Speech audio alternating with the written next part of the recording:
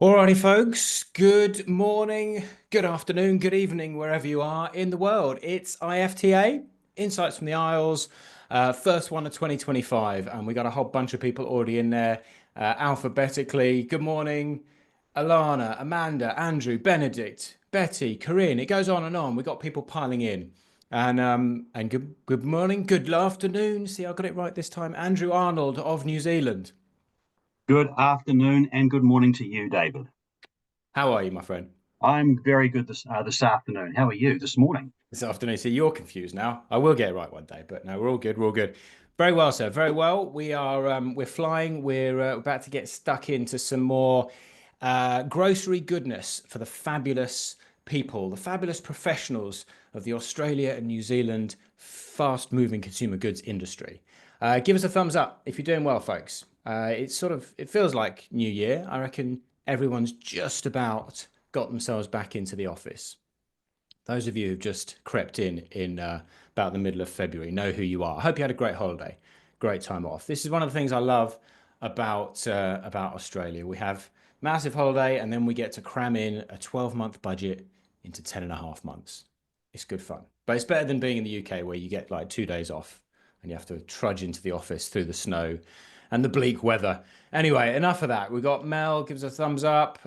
Who else we got out there? Andrew. Only two thumbs ups. Come on, folks. Surely life isn't that bad. Thank you, Lucy. Wonderful. Okay.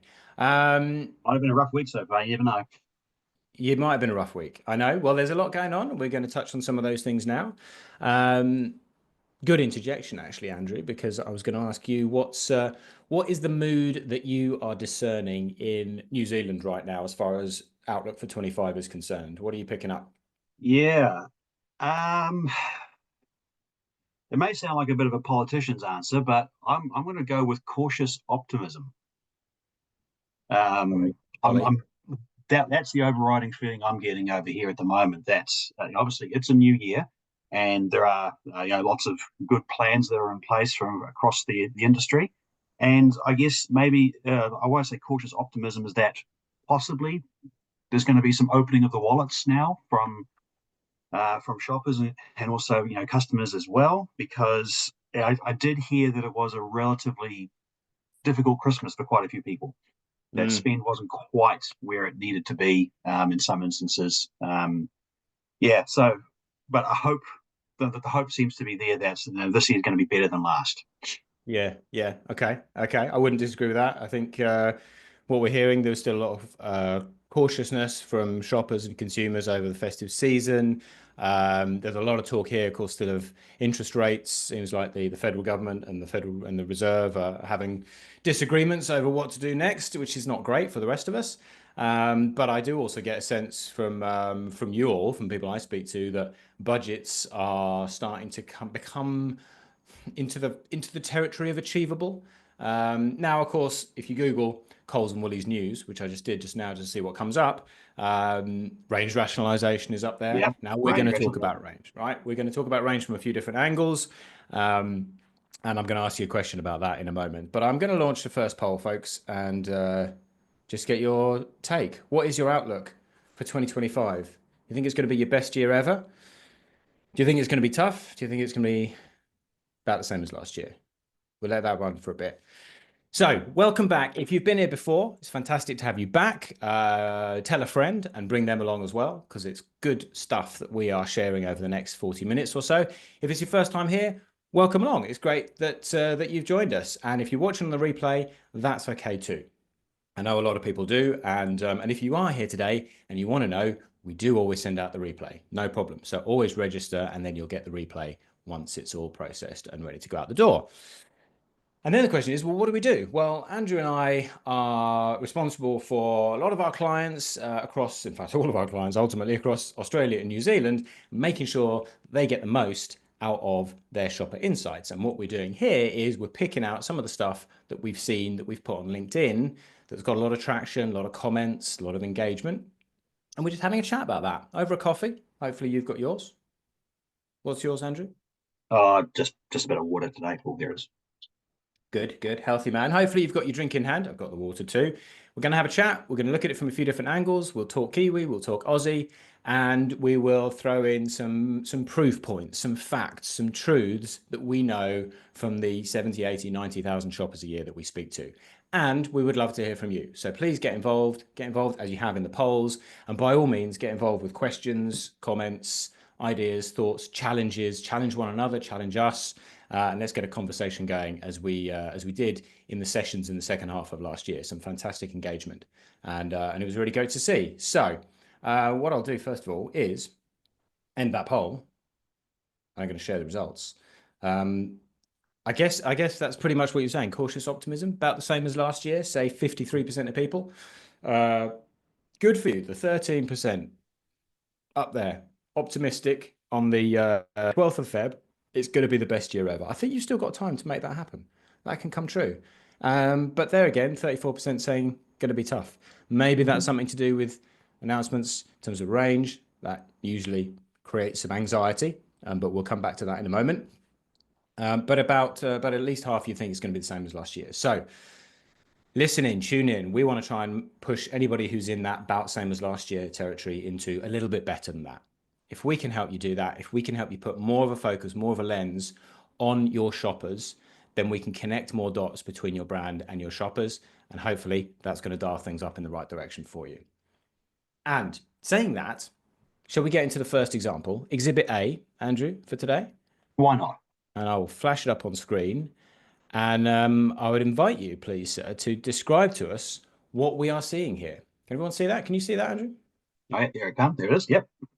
Okay. What is going on?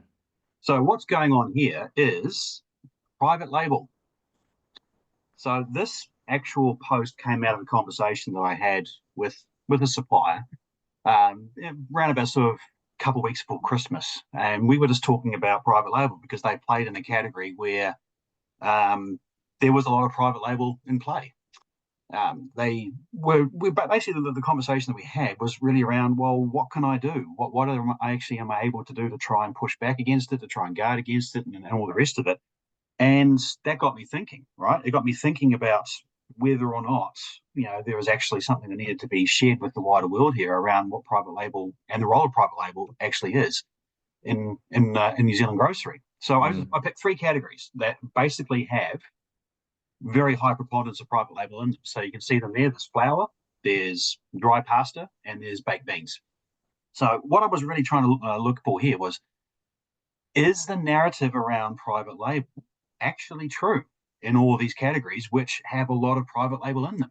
And the narrative obviously is that it has to be cheap, because all the shopper cares about is buying the cheapest thing, that there's no real caring about brand, and that there is really, really strong dominance of private label in these categories in terms of wanting to only buy private label. And what I came away from looking at these was actually that beware preconceptions.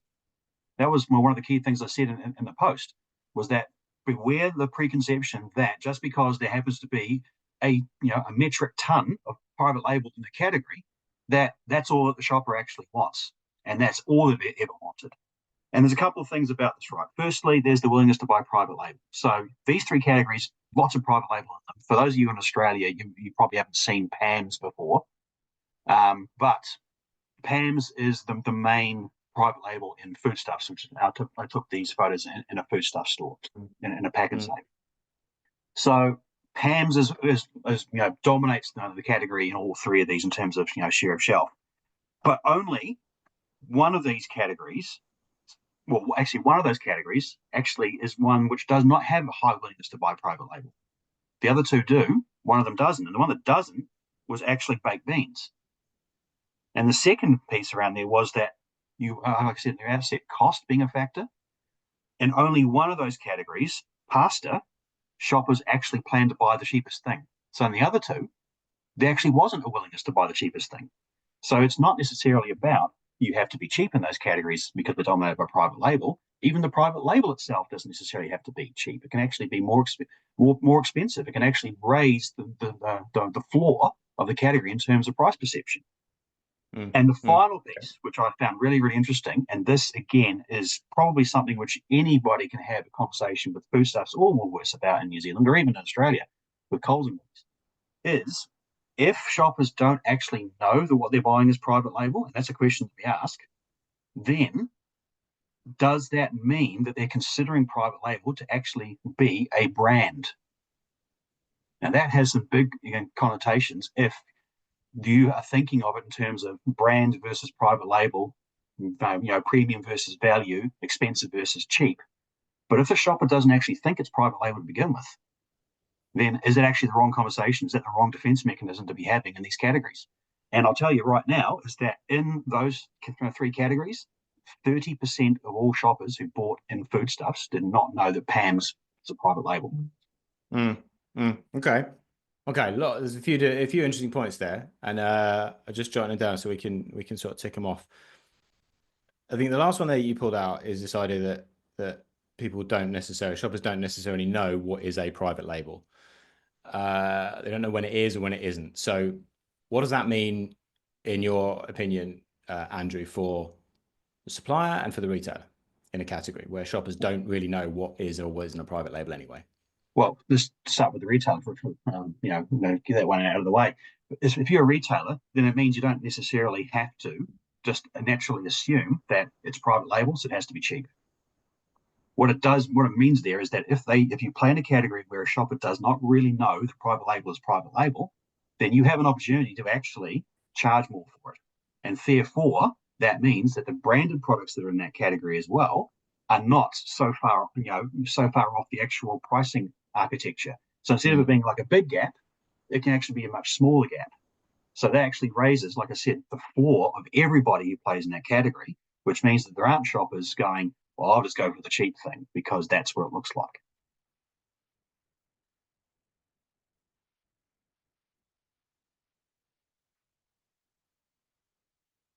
Looks like David is frozen a bit there.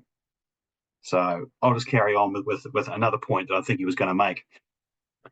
What does it mean for suppliers? What it actually means there is you have an opportunity from a pricing point of view, but also from a branded plan point of view. Because if shoppers in a category that has a lot of private label in it, again, if they don't know that private label is actually private label, so the example obviously in New Zealand is Pam's, is the one that I've been using, then that means that it's not about I have to have a defense strategy against private label. It means that I actually need to be treating the shoppers of those other brands like or private label like it is a brand. And therefore, that's a completely different mindset around what you do around activation, completely different mindset about what you do in pricing, around innovation. It's not about, wow, I just have to defend against private label. No, it's about what do I actually need to do to go up against a competitor that shoppers consider to be a brand rather than a private label. I don't know if you were bridging there, or if anyone even noticed, but I just ducked out because I got chucked Oh, out. I mentioned that you did, but I carried Right. on. So, Well, no, you did fantastic. Good job, good job. Okay. Well, listen, I'll pick up on that point, right? So as we don't lose any ground. Um, I guess the one thing that I always think about and have done ever since I was a buyer 20 many years ago. showing your Uh, age. the bottom line here is what is it that you are trying to achieve? What is the role that that private label or that offering or that tiering is going to do for you, or that you want it to achieve for you in the category? And this is something that we hear a lot, and we are often asked to support conversations between suppliers and retailers to get that right and to make sure that the levers are right. And sometimes it's easier from a corporate perspective to say we will have X percentage of Y across all categories. Actually, when you get down into the details, as you've highlighted there, individual categories aren't best served by having whatever 40, 50, 30, 20% of private label. It has to be based on what shoppers are actually looking for. And the second part of what I picked out of there, which is exactly what you were pointing out, was that private label doesn't necessarily mean value or entry level.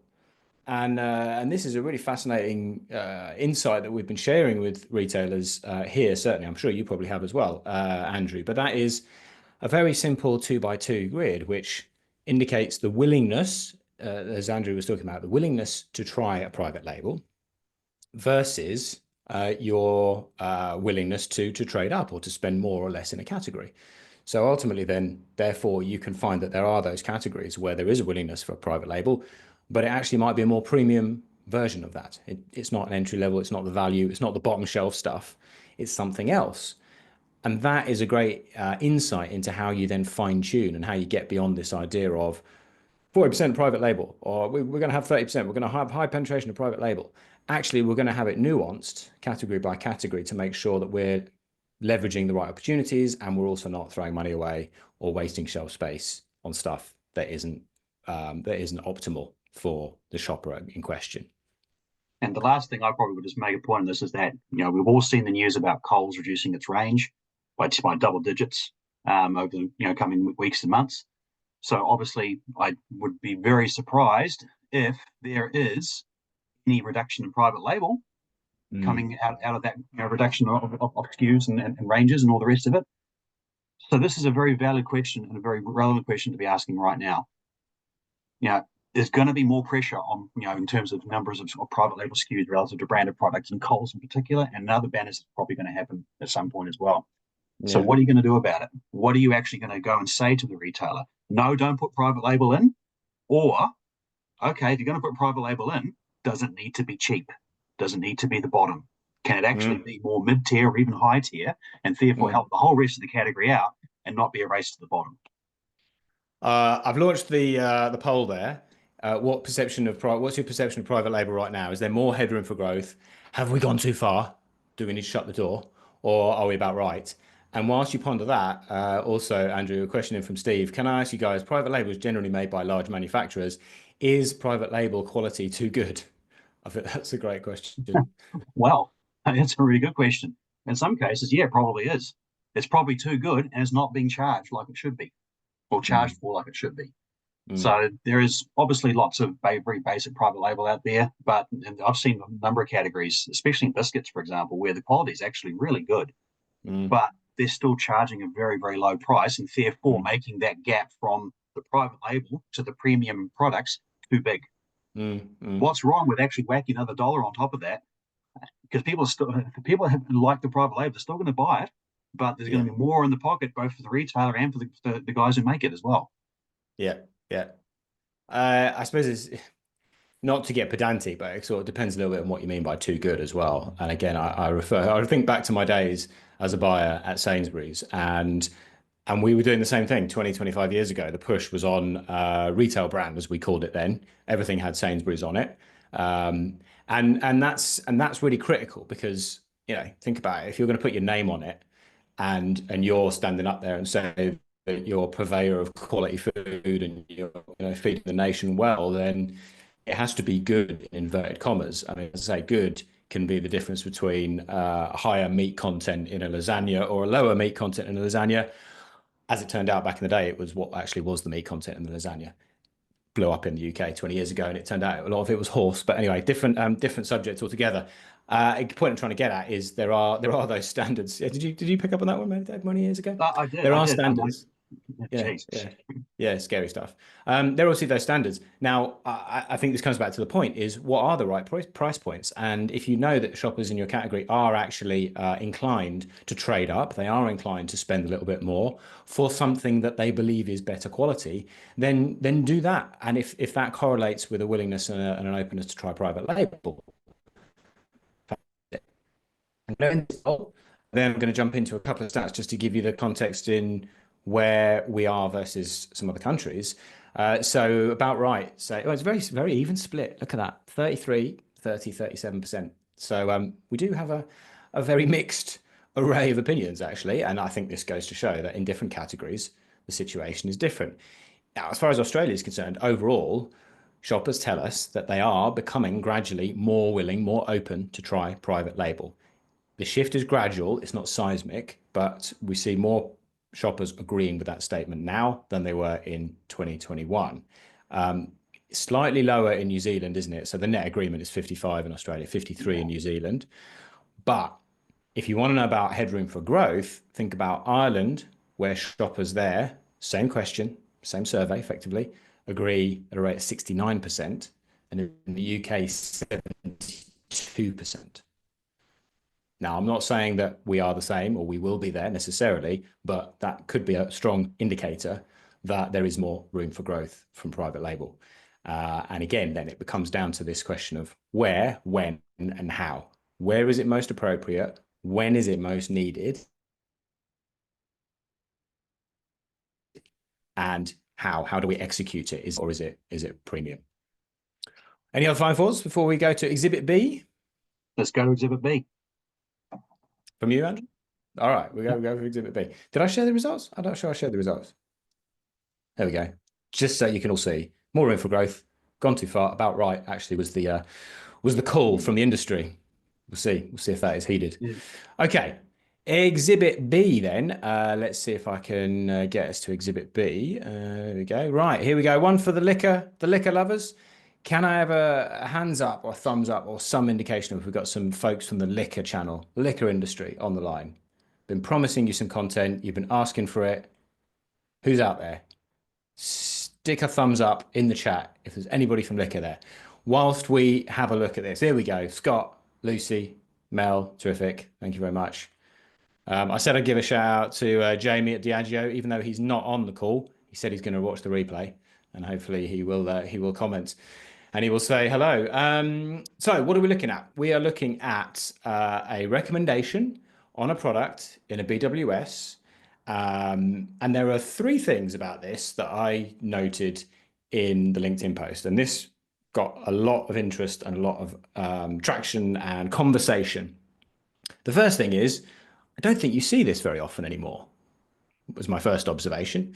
I commented in the post, BWS used to do this a lot, and they used to do it, in my opinion, with quite a nice style and panache and personalization to it, and it wasn't too whiny, it wasn't too wine culture. The second thing about this was the only example of this piece of POS in the entire store. So it was the only we recommend with something written on it anywhere in the store, which I thought was odd, unusual. Questioned what had gone on there. Maybe it was a little tester or teaser, but then I would have thought you'd put a few more out anyway. And then the third thing was that I kind of questioned the approach that had been taken. You can read it there: aromatic cherry, bright red berry, and juicy black plum. Okay, if I know what all those things are or taste like or do, then fantastic. And look, I don't know if Olivia is real. I don't know if that's actually Olivia's name, and I'm not having a go at Olivia's work. But this could be improved, I think, in a lot of different ways, and that was certainly the sense that came out from the conversation that happened on this post. So I'm just going to stop there, stop sharing. What are your thoughts, Andrew? Bounce this off you just quickly. Yeah, it's more common over here than it certainly is in Australia. Now we get a lot of recommendations. I kind of liken it to, for those of you who are in New Zealand, to Jones Picks and Whitcalls, a book retailer that you won't be aware of, David, where there are little handwritten notes about you What's it love called this again? book if you like this author, that kind of thing. What's that? Um, What's it called? it's called Whitcalls. Whitcalls. Okay. Whitcalls, yes, yeah. All right. But so yeah, that happens quite a lot more so over here than I believe that, based on what you're saying, that happens in Australia. Um, I think that things done well in that kind of manner are going to be very effective at actually getting people to notice or to consider trying. And we all know that in traditional liquor, in a lot of categories, probably more so than in grocery in general, that shoppers are looking for new things. They're looking for Mm, new things to try, new considerations around pairings of wines and proteins and meals and so forth. But I think the other thing really about it is that this is the sort of thing that you can do in traditional liquor that you can't do in grocery. And the big difference in New Zealand, because obviously over here in New Zealand, so those of you in New Zealand will understand this, but of course in Australia, we can sell beer and wine and cider in supermarkets over here. So if you are going to traditional liquor in New Zealand, you can obviously buy those things, but that's the only place where you can buy spirits, natty Ds, and so forth. The difference between liquor in grocery and in traditional liquor in New Zealand is that traditional liquor is all about an experience. It's not about being cheap. If you want cheap, mm. you can go get it cheap from the supermarket. It's about people understanding why they go there is to be inspired, excited, interested. It's an enjoyable experience, and I can get things like recommendations from people who know what they're Mm, talking about. And mm. that's the big thing for me is that it works well over here. And if it's not happening in Australia, then it should be there should be more of it happening over there. Well, it is, but I've got loads of people saying it's happening in bookstores. So Readings. I don't even know. I've never even heard of that, but apparently Readings, the book retailer, do this throughout the stores, their stores in AU. Someone else mentioned Waterstones in the UK. Someone else mentioned, I think, Barnes and Noble in the US. Um, Jacob, interestingly, has said, unless you're in West Auckland. Oh yes, because Sadly. West Auckland is all about the trust. It's a dry area. You can't buy. Gotcha, gotcha, You can't. gotcha. Yeah, that and Invercargill, the only two places in New Zealand where you can't buy liquor in supermarkets. Bit of local knowledge there, bit of local knowledge. Yeah, so obviously it does happen in the book world, and therefore I find it interesting that we're not doing it more in liquor because we have done and it has happened from time to time. I would add a few things. So yeah, look, that comment kind of a bit generic. I think if I was not into that already, that's probably not going to be the thing that's going to tip me over the edge. It might be just because it's the only one that's there and it says we recommend it. But yeah, that could have been done very differently. 28% of shoppers, this is a fact, you can take this one away. 28% of Australian off-premise shoppers want to see more information about products in store. Okay. And this is when we ask them the question, what would you most like to see improved as part of the in-store experience? And this is significantly higher than it was in 2022, well up over the last couple of years.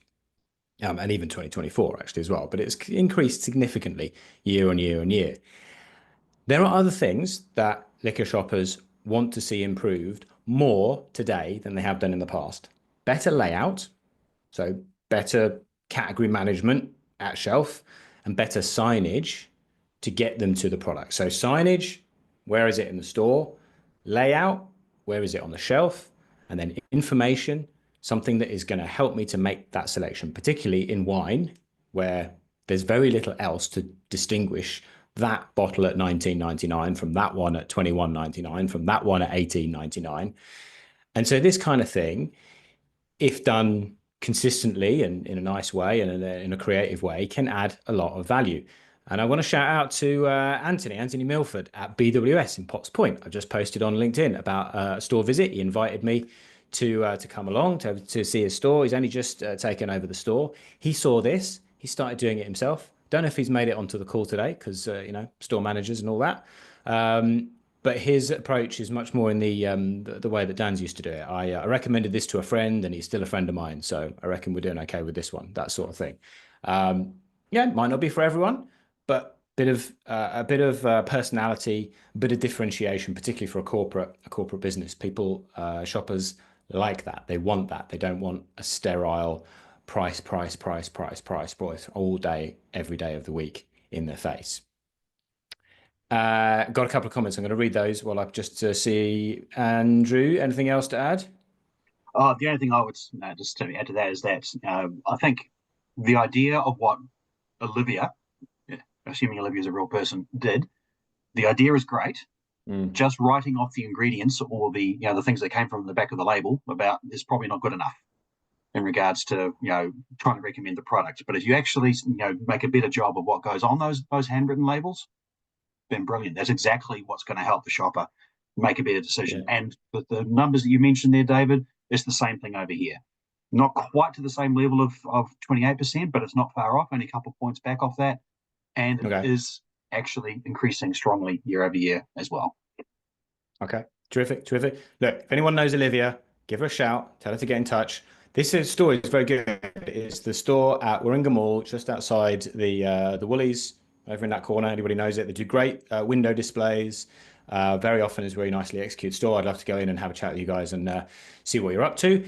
If we've had loads of thumbs up, loads of people from the liquor industry on the call. So what do you think? What would you do if you could do this? If you had a blank sheet of paper and you were able to go and engage based on what we're saying about shoppers, what shoppers are looking for, what you know about your category, how would you execute this? Blank piece of paper, what would you take in? And Sasha says, I think I've seen this before in Dan's, but those are staff rather than other customers. Yeah, yeah, definitely. I think they used to do it like that. It would be somebody of the staff, some member of the staff who has a lot of knowledge, usually about wine. Although they did do it in beer. I've seen it in beer as well. Beer and food matching is a thing also as well. So that Oh, could it definitely is. It definitely is. Don't underestimate that. Mm, mm. Mel says, in a category that can be, oops, where's it gone? In a category that can be quite overwhelming to a shopper, these personalized recommendations help simplify the decision. Absolutely. And this is one of the great sources of higher dissatisfaction in the off-premise today. And I will say it, said it once, I've said it 100 times, I'll say it 1,000 times because I'm so passionate about this. It's too complicated. It's not simple enough for the average liquor shopper. They want to be able to get in. They don't want to get in and buy the cheapest thing every time they go into a liquor store. But if you, and when I say you, I mean suppliers and retailers, are going to get them to trade up, if you're going to get a shopper to trade up, you can, but not by sticking 38.99 on the shelf and hoping for the best. There has to be something else going along with it. They're crying out for that signage, that information, and that layout simplicity so that they can get in, enjoy it, engage with it, and then off they go. And of course, another time we'll talk about, well, we're going to talk about occasions in a minute, actually, but occasions certainly comes into it, and recognizing that more and more and more shoppers want to go in with a specific occasion in mind, grab something potentially chilled, but they have a very specific event in mind. What would happen if we started associating things like my new friend Anthony did? He said, I recommended this for a corporate conference. It's very specific, but if that's what somebody was asking for and they're looking, I want something safe-ish for a corporate event. I'm going to a barbecue. It's this event. How about if we try to inject some of that onto the shelf and be confident enough that those are the occasions and we know what occasions people are shopping for? If you don't, ask us, we'll tell you. Then we can start to bring some of that personality and some of that excitement back to the liquor shelf. Scott Bailey says there are liquor reps in Australia who complete the recommended cards in the best cases across there's so many things coming in. I keep losing. In the best cases across competitor brands as well as their own. In the best case, they do it across competitor brands as well as their own to help low knowledge staff to provide personal recommendations. Okay, fantastic. Very good. Very good. And we know as well that banners like Bottle Mart and the independents in general is where shoppers expect staff to over index on that kind of support. So that does make a lot of sense, but there is no reason why, as I say, in this example and in Anthony and Potts point, you can't bring some of that to life in a corporate setting as well. Last one, and then we'll move on. Rob, good day, Rob. Is that the Rob that I know, Rob Hughes? When choosing a wine, I prefer a QR code that links to some of the expert reviews and rewards. Big one coming in from Diego here. I won't get to that one maybe in a second. As opposed to the wine taste, for example. Yeah, right. Okay, so you're looking for a different angle, quality, and success of wine rather than strictly it tastes like this and it tastes like that. Okay, good chat. Thank you very much. People keep them coming. I'll try and touch back on some of those. I mentioned occasions, and now we're going to go into Exhibit C from the Right Honourable Gentleman in New Zealand. And as we do a segue into that, I think the QR code is a really interesting one because that is something which obviously appeals to the younger set, to the younger shopper. And David, as you know, we haven't spoken about it too much, but the needs and the satisfaction of younger shoppers across both countries is got some challenges at the moment. So Mm. just I honestly maybe we'll thought you were address going to that. say, Maybe we'll I address that thought in a future one. Who knows? But, future one, yes. I but genuinely that's thought the you were going sort to say to me, as a younger shopper, David, you know all about that. But I wasn't going to say that because I know how old you are. But anyway, never mind. realized that would be a lie, a It would bald-faced be a lie. horrible lie. Yeah, yeah. Right. Anyway, here we go. Some Occasions. occasions. Occasions. So this is not a store in New Zealand. This is a store. This is in Sydney. This is Woolworths Metro Central Park. So I had the pleasure of going and visiting that store before Christmas when I was over in Sydney. And this store struck me as being probably the only store I have seen, and there may well be others out there. So please feel free to correct me if I'm wrong about that. But I have not seen any other store in Australia or New Zealand that calls out the meal occasion like this. It's just apart from another Woolworths Metro that's in there a couple of k's away in a different direction. So it's a new thing that Metro is trying out, and I love it. I absolutely love it Mm, because and what this is what we've been saying for so many years is that shoppers are shopping for occasions. There's one thing about being on a mission. Like I'm on a mission to buy X, I'm on a mission to buy Y, and I'm mission from a point of view of it's a main shop. This is a top up or an emergency purchase or whatever it might be. That's a mission. But an occasion that a shopper is shopping for is I'm shopping for lunch, I'm shopping for dinner, I'm shopping for a snack, whatever it might be. And calling it out in this way, I saw it and I went, yes, that's exactly what I have been advocating for the last 15 years. The key thing about this, though, is that this did not really take a whole bunch of effort on the part of Woolies to do this. mm, Obviously, there is a lot of investment in terms of putting up the actual lighting and sighting and store and all the rest of it. So there's a capex for sure, but they didn't actually have to move a whole lot of stuff around in the store to actually achieve it because where it says dinner, that's where all the dinner categories were. Where it says entertaining, that's where all the things like specialty cheese and nuts and cheese boards and platters and all the rest and cold deli meats. That's where all they were. Snacking, which isn't showing up in there. Snacking was where all the chips and where all the chocolate was, and breakfast is mm, where all the milk was and the breakfast cereal. So it's not necessarily. There are some things which obviously got moved around in terms of store format, but by and large, that's kind of where the stuff was anyway. So it just goes to show that you don't necessarily have to reinvent the wheel in order to call out occasion really, really effectively. So seeing it in this manner was really impressive for me. And it's something that I would want to see more of in, larger format stores in particular. And I know that there's places out there that say, "Oh, here's the bakery, we can get something for lunch and all the rest of it." But it's a bit more than that. It's about if you have a bakery, put a drinks fridge right next to it, so you got all bases covered. If you yeah. maybe a little display of apples and oranges and pears and bananas or whatever that's right by the bakery because people want an option. They're buying in this mindset of I am coming in to buy for lunch. Mm, Give it all mm, to me in one hit rather than having to get me to go around the store. And I know that there are things around traffic flow and you want people to keep walking through and buying anything extra. But generally speaking, if you're walking through a store to buy something for lunch, a display of laundry pods is not going to change your mind about what you actually end up buying. So mm, there's mm. pluses and negatives on there. Final Yep. point, Yep. 45% of all shoppers in Australia are going shopping in grocery with a specific occasion in mind, be it breakfast, dinner, snacking, etc., etc. Yeah. That number is 54% in New Zealand grocery. So it's not a fringe idea. This is what, basically the majority of shoppers are doing, shopping with this kind of thought process in mind. Mm, mm. Yeah. Yeah, it's very true. It's very true. There, you can see that. You're right. There is in other Woolly stores over here, and as someone said, can't speak now. Coles Local. That's what I was trying to say. Has been doing this from the get go. Thank you, Jody, for that. Steve says, I love it. Love to see it trolled in a New Zealand store. I saw, yeah, speaking of Coles Local, I saw a great example of it in North Sydney. So the store there got a massive refit, and as a result of that, total, unlike this one where it seems like it's more evolution. This store is total revolution, and it makes a lot of sense because of the demographics and the heavy business sort of daytime business community that's there, work community. Massive focus on food for now, food on the move.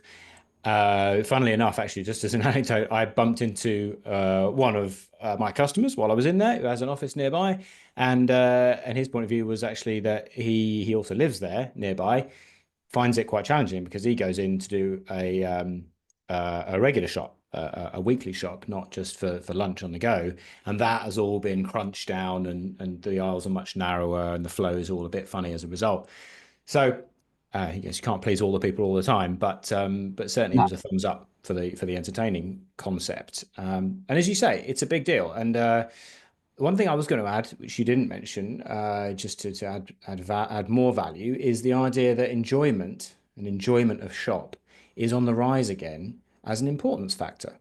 Now, it has its place in the ranking of importance factors, but if I look at what happened in the 12 months to middle of last year, price and prices as an importance factor decreased slightly, slightly, still the most significant thing for shoppers, but enjoyment and wanting to go in and see something like this, see some theatre, have some zoning, have some idea of entertaining and all that goes with it, increased slightly year on year. So it absolutely is a theme. And again, it's a question of being able to go into your retail partner and your buyer and your merchandiser and say, based on what your shoppers in your category are telling us, this is how we can bring this to life.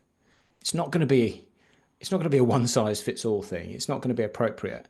And this sort of thing, I mean, you're right, Andrew, I love it. And every time I see it, I straight away, I think it lifts, it elevates the offer and it makes it interesting. Even if I'm not even going in there, I think it makes it interesting. It makes me want to go there to see what I might get for dinner. I can't see, what does it say? Dinner for tonight, does it say underneath? Can't Oh, I see what just the think green is, but anyway. But it something makes you like want that. to, it makes you want to engage with it. I would then love to see, well, how do you replicate that at shelf in the center store? We saw a little bit of it over Christmas, some nice little recipe cards and ideas about how you bring stuff to life for different occasions. But again, it takes effort and it takes execution, and it's what shoppers are looking for, particularly younger shoppers who, as you absolutely correctly, Andrew, pointed out, don't know if everyone noticed this, but younger shoppers are now less satisfied with their groceries. Is it the same in New Zealand? Is it in Australia? From New Zealand. Okay. Uh, Inversion of satisfaction. First time ever last year. Those under 34 are now less satisfied with their grocery experience in Australia and New Zealand than the older shoppers, which is unheard of from a statistical perspective in all the 15 years that we've been doing this. And it's fairly contrary and counter to what you expect from young people's psychology versus older people's psychology. So it is a big deal. It is a very big deal. And this is one of those ways that you can engage. Jody says, our independent channel does this well. Andrew, if you ever an essay, it's food ambassador. Absolutely amazing concept. The theatre increasing the basket size is outstanding. Yes. Andrew, if you ever get down there, Yeah, well, go together, I would check it love to out. go to Adelaide. I've never been there, so I would like to see what Foodland's doing. Mm, And again, my final point on this would be really is that obviously that is an example of it's been done at a store level. It's been done with big giant bright lights. But for me, it's a case of not every store can do that. Not every store format can do that. But even if your store is not in a position to be mm, able to do something of that nature, what can you do? Just like David just said, what can you do that is actually at shelf, which mimics or at least taps into that kind of mindset? And I saw an example there of mm, recipe cards. Someone just said recipe cards mm, as well in one of the comments mm. that popped up. That's a really good low cost example of what you can do there. If the Yeah. shopper's in that mindset, how do you get them? What about is this a Jolene says, what about having a recipe they can take away also on the display with all the ingredients on display at the same time, making life easier? Um, Yes.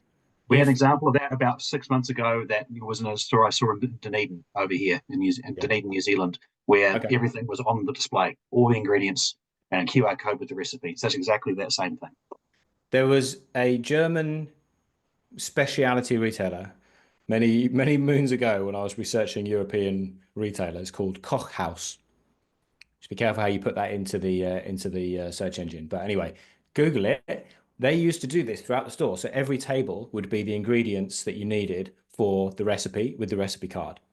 Boom, boom, boom, boom. Five or six or seven of those. Now, obviously, they had shelves and they had racking and they had stock, but everything was there on that table. Now, again, scalability, replicability, continuity would be challenging, but it has been done. It can be done, and those are the sorts of things that would inject in the right location, in the right categories, could inject something really interesting. My Um, suggestion would yeah. be don't Google Cockhouse, but maybe Google German supermarkets. That might be a bit safer. Right then, last but not least, let's have a look at a final example very quickly. Oh, actually, before we do that, so I flashed it up, but I do want to ask this question because I think it's really relevant. What is the mood out there regarding the rationalization conversation? How do you feel about range rationalization? Excited is probably a bit of a stretch, but there are some people who are feeling that, which is good. Anxious or something and nothing. I'm going to let that one roll for a little bit, and we'll come back to it. And there's a serious point that we can make at the end around how we can set you up for a good outcome. So this final example is very straightforward, really. Wonderful lady who I think was a little bit perplexed at why I was taking photographs of her, but of her prosciutto sampling stand. The main reason, I explained to her why, but the main reason because I don't see this. It just doesn't happen. It's a bit like the recommendations. Don't see this happening um, hardly ever, really. I spent a little bit of time in the US last year, and you see a lot of it over there. And this also generated a lot of conversation. And I think it's fair to say that there are costs and there are execution barriers associated with this type of activity, but there are also undeniable benefits in terms of the theatre, in terms of the engagement and connection with the product, and that sort of halo effect that it creates of generating this sense of, well, these are foodie people. This is where I come for my food. I engage with it. I connect with it. I can taste it, and it can be really powerful. I absolutely understand there are challenges and maybe corporate barriers and corporate blocks, but I think that's what we're here to challenge, is it not? That's what we're here to challenge. And also we put proof points and we put facts on the table. And we don't just go, well, I think it'd be a good idea. And then somebody goes, well, I don't think it will, so let's not do it. It's about putting facts on the table. Shoppers in your category are triggered by in-store display, and they're triggered by newness and innovation and new ideas. So, therefore, one way that we can bring that to life for them is with a sampling campaign. And the cost is X, and the implementation is going to take Y, and let's do and review and act on the move. But do it based on fact, not based on, well, we haven't done that for a while. I think it might be nice. Go in with some proof points. I'm not guaranteeing that you're going to get a win every time, but there is definitely evidence you can put on the table, which is going to indicate what kind of triggers can be effective in your category on the path to purchase. An in-store display and something new certainly features. So I'm just going to pause, catch my breath for a second. Andrew, what do you think of sampling? It's very common over here. Ah, So what I actually would be really interested in is that anybody on the chat in New Zealand, even in Australia, you do it over there, is I've never actually ever seen any stats on conversion, if that's actually ever captured, about how many people are actually converted into buying from a sampling operation or a sampling program. I'd be curious. I have no preconceived ideas about how big or small that actual number really is, but it's very common over here. You see, if you're going shopping on a Saturday afternoon, for example, you'll see anywhere between you know 3 or 5 of these in any normal supermarket on a Saturday afternoon. So we see a lot of it, but mm, I believe that's mm, probably because it's one of the few ways you can actually control the message in store. mm, mm, Because a printed piece of POS, obviously, there's going to be constraints about what you can do, what you can't do, and all the rest of it. But if you have a really good and really engaging person actually at the stand, if they're cooking something and giving it away, or just you're doing little samples, whatever it might be, that person, if that's the right person, that's gold. They can be more effective doing that than almost anything else you can do in terms of actually getting people to end up buying it. mm. Yes, yes, absolutely. Look, and lots of comments coming in. There's a fair bit of discussion about COVID and the impact of COVID. Did the number of samplings change? Natalie from our team, Natalie, okay, how you doing, Nat? Has experience with this in a previous life. Oh, the comments just disappeared again. That's lovely. I love all the comments. Just makes my life very challenging, which is good. Yeah, pre-COVID there was lots of sampling, and then they weren't allowed in, and it hasn't recovered. So okay, there you go. That's pretty definitive. I particularly like the wine sampling. Me too, Louise. Yes, let's go and do that. More of that. Champagne tasting always converts me. Depends on the product. We had approximately 45% conversion rate on chips recently, Wow. 27% on biscuits. So, okay, all right, there you go. Specific. Thank you very much, Hannah, for sharing. Really good. I thank you very much for sharing, Hannah. That's fantastic. That's the kind of stuff that we can all use and we can all take away as a build from this. And John, we get the conversion rate per session per store, but long-term conversion is difficult to measure. Yeah, sure. Okay. Yeah. And like these things got to be taken into account. Of course, the one thing we don't want to end up in is being overwhelmed and inundated with data, and then it paralyzes the action. But I think those are the different angles involved here. And I know a lot of people talking about Costco, and absolutely, every time I go to Costco, that's what they do. I guess the truth of the matter is, how many Costco's are there in Australia now? I think it's still single fingers. I think so. I wouldn't classify that as mainstream. But that's why I'd love to see more of it in a Coles, in a Woolies. Maybe you never know. I never thought we'd see self-serve checkouts in an Aldi, but we have. So maybe we might see sampling in an Aldi one day. Doubt it, but you never know. Um, Final thoughts from you, Andrew, because there's a couple of things I wanted to wrap up and a couple of things I want to offer you folks. So don't tune out just yet. Last thought from you, mate. Last thought for me would be, and it's not just about the sampling, but it's just about anything you do in regards to getting visibility of your products in a supermarket in New Zealand. The most common way of getting someone to do something impulsive is through a display. Mm-hmm. Far more Mm-hmm. like far more likely that's going to be the trigger that gets someone to do something impulsively than price. So do everything you can to make sure the message is more visible than how much the thing costs, which to me is very relevant for the whole sampling thing. Again, if that person is really dialed in and is extremely strong and really personable and is able to do really really good things in the sampling campaign with the people in the store, Mm. that's what's going to make them buy, not how expensive or how cheap or whatever the cost per unit is of it. Indeed, sir. Indeed. Well, this is how things are looking out there. So if you voted, then and you're in the 54% who feel anxious about what range rationalization may mean, could mean for you, I understand. We get that. 34%, 1 in 3 say, nah, it's going to happen, I guess, is probably the sentiment. And 11% excited.